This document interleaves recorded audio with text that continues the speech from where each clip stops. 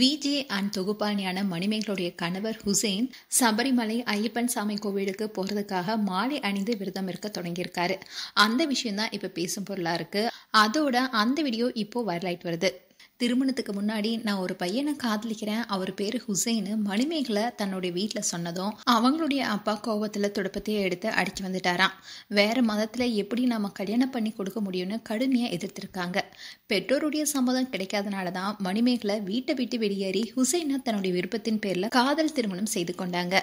இன்றைய தான் ஹுசைன் செய்த ஒரு செயல் உண்மையான அன்பின் அடையாளமா இணையத்தில் வைரல் ஆயிட்டு வருது. மனைவிக்காகவும் அவளுடைய நம்பிக்கைக்காகவும் ஹுசைன் இப்போ ஐயப்பன் சாமி கோவிலுக்கு மாலை அணிந்து விரதம் இருக்க தொடங்கியிருக்காரு.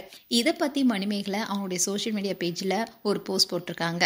அதுல எல்லா போராட்டங்களையும் தாண்டி நம்மளுடைய அன்பு தான் ஜெயிக்குங்கிற மாதிரி அவங்களுடைய போஸ்ட் இருந்தது.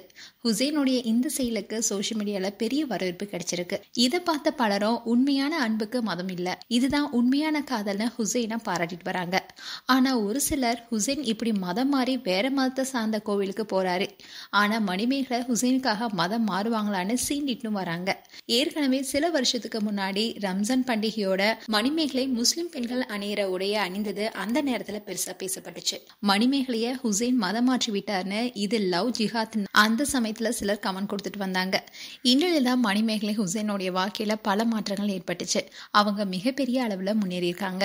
இந்நிலையில இதை பார்த்த ஃபேன்ஸ் எல்லாம் அதிகமா என்ன சொல்லிட்டு வராங்கன்னா, அடுத்த வருஷத்துல மணிமேகலைக்கு குட்டி ஐயப்பனே குழந்தையா பிறக்கணும்னு ஆசீர்வாதங்களையும் வாழ்த்துக்களையும் வழங்கிட்டு வராங்க.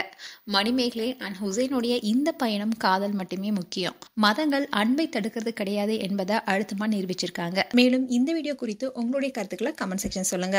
இது போன்ற வீடியோஸை பார்க்க நியூஸ் தமிழ் கிளிட்ஸ் சேனலை சப்ஸ்கிரைப் பண்ணுங்க. மறக்காம நோட்டிபிகேஷன் பட்டனை கிளிக் பண்ணுங்க.